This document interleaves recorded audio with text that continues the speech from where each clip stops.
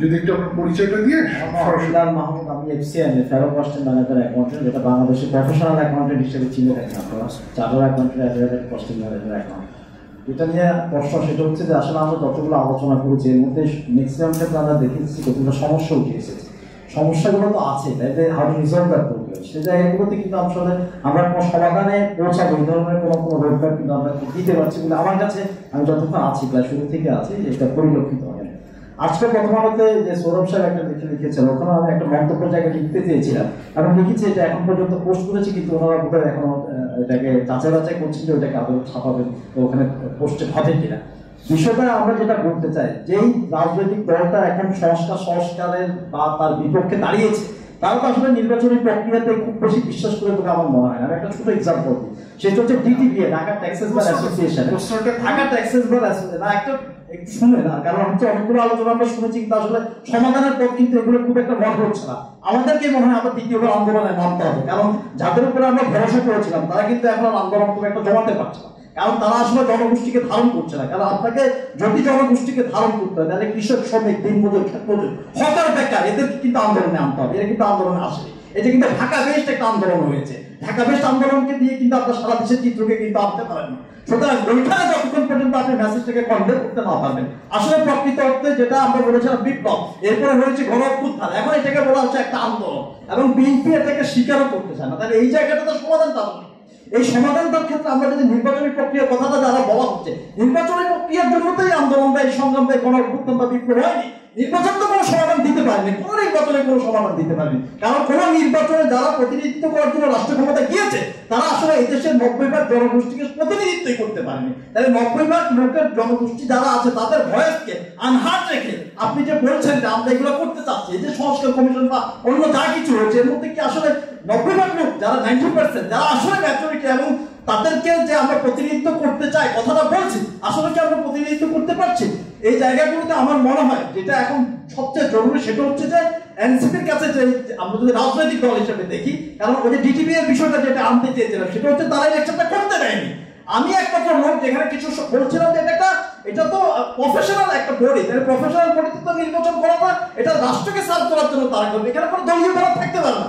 আপনি 5 আগস্টের পরে 6 আগস্ট তারিখটা দখল করে নিয়েছে, এর পরবর্তীতে তারা নির্বাচনই করতে দেন। এখন আপনি যদি দায়রা নাম দিয়েছেন 10 কোটে যদি যান, আপনি যদি কোর্টগুলোতে যান, সেখানে দেখবেন কোনো কিছু কি এখন তারা শুনতে চাচ্ছে না। আগের যে ফরম্যাট ছিল সেই ফরম্যাটে কিন্তু তারা চলে গিয়েছে। তাহলে আপনি যা বলছেন যে ন্যায় বিচার বা সাম্যতা মানবিক মর্যাদার যে জায়গাটাতে আপনি পৌঁছাতে চাচ্ছেন, সেই জায়গাটাতে আসলে কি আমরা এভাবে পৌঁছাতে পারবো? এখন এই জায়গা যদি না হয় তাহলে আমাকে যেটা করতে হবে যে এদেরকে কিভাবে আমরা সাথে নিতে পারি, যাদেরকে আসলে ওই আন্দোলন প্রথম ওই বিপ্লবে আমরা সাথে নিতে পারি, সেই পয়েন্টগুলোকে আমাদেরকে এখন আনতে হবে, যাতে করে আমরা তাদেরকে সাথে নিতে।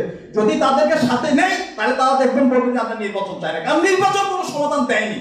এবং এটা বিএনপিকেও নানাভাবে বোঝানো হচ্ছে যে তারা একমাত্র ইস্যু যে তারা মনে করছে যে নির্বাচনের মধ্যে সমাধান হবে, আসলে নির্বাচন সাধারণ মানুষ চায় না, এটা তাদের পারছো না, তারা চাপিয়ে দিতে চাচ্ছে। কারণ ওই যে সিস্টেমটা তারা তৈরি করে নিচ্ছে, বিদ্যমান কাঠামো যেটা আমাদের 24 আগস্টের মধ্যে ছিল, যে কাঠামো ব্যবস্থা উলটপালট করতে হবে এবং নতুন রাজনৈতিক বন্দোবস্ত মতো যে এক নয়া বাংলাদেশের উত্থান ঘটাতে হবে, সেটার জন্য আসলে যে কাজগুলো করার দরকার ছিল বিপ্লবীরা আসলে ওই ফরম্যাটটা ডেভেলপ করেনি। ফরম্যাটটা ডেভেলপ না করে তারা মাঠে চলে এসেছে, এখানে তাদের একটা ব্যর্থতা আমাদের কাছে পরিলক্ষিত হয়েছে। সেই জায়গায় এখন আমরা যারা সোশ্যাল জগৎ, আপনারা যারা এগুলো করছেন, তাদেরকে কিভাবে একত্রিত করে হাজার হাজার লোককে যদি এর মধ্যে ঢুকানো যায় এবং তারা যদি এই প্রসেসটাকে 28 পর্যন্ত নিয়ে যেতে পারে এবং 5 বছর যদি তাদেরকে রাখা যায় এবং আমরা যদি সহযোগিতা করি এবং বিএনপির মতো একটা ফ্যাসিবাদী, যেটা ফ্যাসিবাদে আমরা ব্রিটিং বলতে পারি, তারা যাতে ক্ষমতা না আসতে পারে, সেই রকম একটা পরিকল্পনা নিয়ে আমাদেরকে গণমানুষকে এখন মাঠে আসা। Thank you very much. Thank you. এই শেষের যে আলোচনার যে বক্তা, আপনি যদি আগে শুরু করতেন অনেক ভালো হতো, কারণ আমি যে কথাগুলো বলার চেষ্টা করতেছি এটা কিন্তু আপনি ক্যাপচার করছেন। মূল কথাটা হচ্ছে যে নিয়ম কানুন, সংস্কার, ইনস্টিটিউশন এটা কোনোদিনও হতে পারে না যদি আপনার সেটাকে ব্যাকআপ অর্গানাইজেশনস না থাকে। এই ব্যাকআপ অর্গানাইজেশন আমাদের নাই। আমাদের ওই ভাই বললেন যে ইনস্টিটিউশন স্ট্রেনথেন করতে হবে, এটার মানেটা কি? ইনস্টিটিউশন স্ট্রেনথেন করার মানেটা হচ্ছে যে এই ইনস্টিটিউশন মানে এই নিয়মগুলা যাতে কার্যকর হয় তার জন্য আমার সামাজিক সমর্থন আছে। এই সামাজিক সমর্থনটা কোথা থেকে আসবে? এই সামাজিক সমর্থন আসবে সংগঠন থেকে। আমরা সব রকমের যে আপনার লিগ্যাল স্ট্যান্ডার্ড দরকার না, লিগাল স্ট্যান্ডার্ডিং একটা meaningless concept as an economist. Legal standing মানেটা কি? আমি লটাকে আরো বারবার একই রিপিট করবো আর লয়ের উপর আরেকটা ল করবো। অ্যাকচুয়ালি লিগাল স্ট্রেংথেনিং মানে হচ্ছে যে ল যখন ভাঙবে সেটার কনসিকুয়েন্সেস হয়, সেটা যদি কোনো কনসিকুয়েন্স না হয় লিগাল স্ট্রেংথেনিং আমি ভাই বুঝি না মানেটা কি। লিগাল স্ট্রেংথেনিং মানে হচ্ছে আমি যখন আইনটা ভাঙি এটা আমার একটা কনসিকুয়েন্স হবে। এই কনসিকুয়েন্সটা কে দিবে আমাকে? এই কনসিকুয়েন্সটা কি পুলিশ দেবে, না আদালত দেবে, না আমার সহকর্মীরা দেবে? যার সঙ্গে আমি লেনদেন করছি সে বলবে আপনি যে আইনটা ভাঙছেন আপনার সঙ্গে আমি আর লেনদেন করবো না, কারণ আপনি একজন ঋণ খেলাপি বা আপনি একজন ক্রিমিনাল, আপনার সঙ্গে আমি লেনদেন করবো না।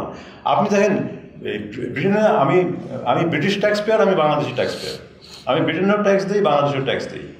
ব্রিটেনে কেউ ট্যাক্স ফাঁকি দেয় না, এটা কেন দেয় না? বা অনেক কম লোক দেয়, কিছু লোক তো ফাঁকি দেয় না কেন?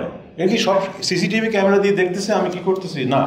আমার কালচার অনেক ভালো, আমি নৈতিক, তাও না।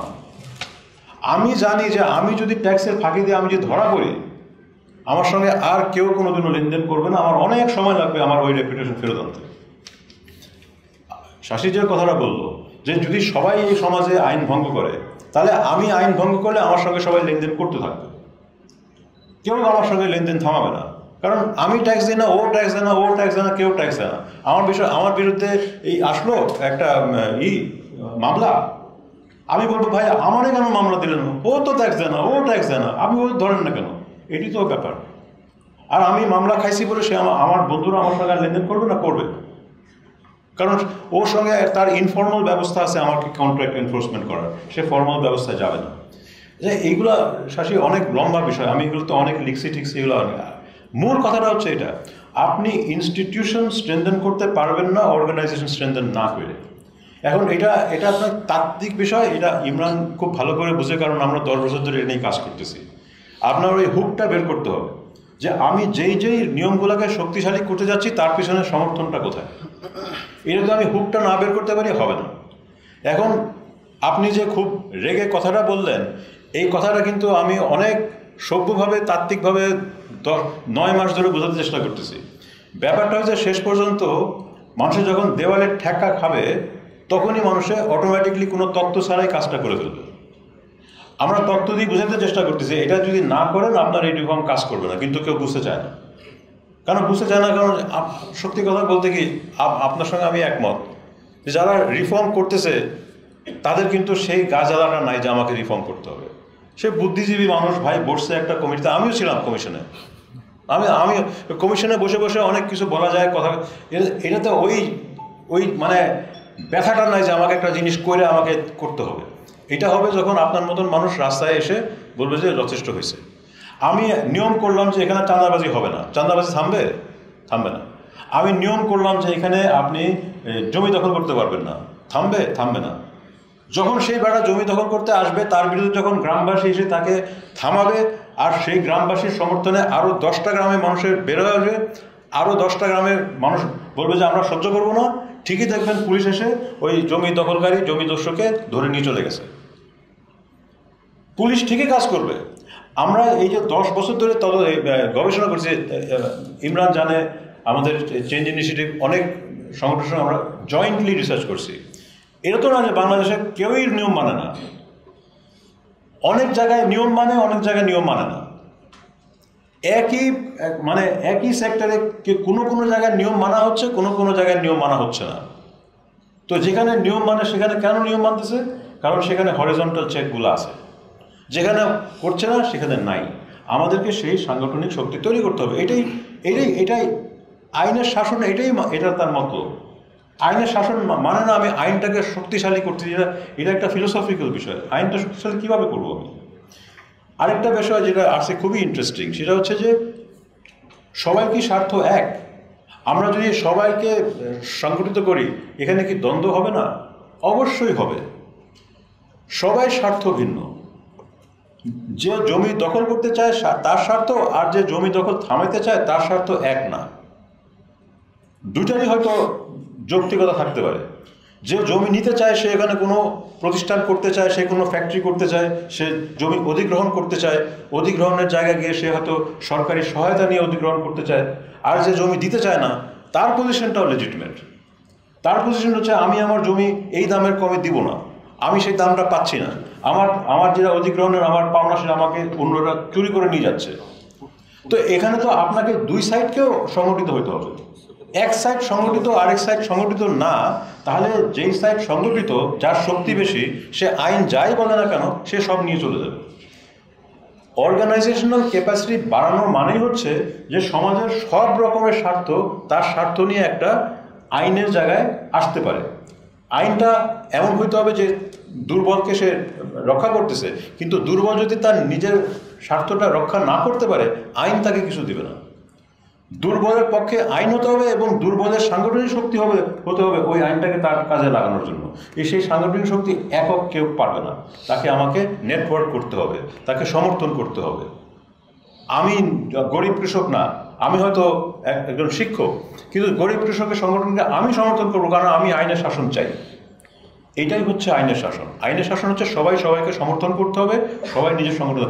আর যেসব জায়গায় অভিন্ন স্বার্থ বের হয়ে আসে, যেমন আমাকে ফ্যাসিজমকে উৎখাত করতে হবে, তখন সব স্বার্থ এক জায়গায় চলে আসবে। কিন্তু তার মানে সব স্বার্থ সবসময় একসঙ্গে থাকবে। যখন জমির ব্যাপার আসবে, যখন চাকরির ব্যাপার আসবে, যখন বড় ব্যবসায়ী বনাম মধ্যম ব্যবসায়ীর ব্যাপার আসবে, তখন বড় ব্যবসায়ীর স্বার্থ এক, মধ্যম ব্যবসায়ীর স্বার্থ এক। আমি জাতীয় স্বার্থে বলবো যে আমি মধ্যম ব্যবসায়ীকে বেশি শক্তি দেব, কারণ আমি জানি যে কর্মসংস্থান ওখান থেকে আসবে, বড় ব্যবসায়ী থেকে আসবে না। আমি জানি যে ওইখানে আমি সাপোর্ট করলে ইনকাম ডিস্ট্রিবিউশন বেটার হবে, বড় ব্যবসায়ী বাড়লে আমার ইনকাম ডিস্ট্রিবিউশন খারাপ হবে। আমি জাতীয় স্বার্থে মধ্যম যে শ্রেণীকে সমর্থন করব, কিন্তু যে বড় ব্যবসায়ী তারও অধিকার লেজিটিমেট, সে তারটার জন্য ফাইট করবে। এটাই হচ্ছে গণতন্ত্র। সে তারটার জন্য ফাইট করবে। যাকে আমি মনে করি যে এটা জাতীয় স্বার্থ, আমি তাদেরকে সমর্থন করব। আমাদের কাজ হচ্ছে, আমরা রাজনীতির কথা বলি কিন্তু আমরা রাজনীতি বুঝি না। রাজনীতি মানেই হচ্ছে সংগঠন তৈরি করা, এটাই রাজনীতি। আপনি নিয়ম খালি সংসদে বসে নিয়ম পাশ করবেন আর আইন পাশ করবেন, এটা রাজনীতি না। রাজনীতি হচ্ছে তার সঙ্গে সঙ্গে আপনাকে হাজারটা সংগঠন আপনাকে তখন বিবেচনা করতে হবে। এটা প্রগতিশীল সংগঠন, এটা প্রতিক্রিয়াশীল সংগঠন, এটা আমাদের জাতীয় স্বার্থের সংগঠন, এটা না। এই আলোচনা আমাদের যেতে হবে, কিন্তু সংগঠন করতে হবে আপনাকে। সব স্বার্থকে তার প্রতিনিধিত্ব থাকতে হবে। এই রাজনীতি এই বাংলাদেশ শুরু হচ্ছে কারণ আমরা এখন পর্যন্ত রাজনীতি করি নাই। আমরা দখলের রাজনীতি করছি, দলের রাজনীতি করছি, ক্ষমতার রাজনীতি করছি, কিন্তু আসল রাজনীতি করি নাই। তো এই যে এই জন্য আসাদরা যে কথাটা বলছে, এটা আমি খুবই গুরুত্বপূর্ণ। এটা একদিনের কথা, আমি সেটাই বলছি যে এটা একটা স্থায়ী একটা সংগ্রাম। এটা শুরু হচ্ছে জুলাইতে, এটা শুরু হয়েছে, এটা চলতে থাকবে এবং এই আলোচনাও চলতে থাকবে। Thank you.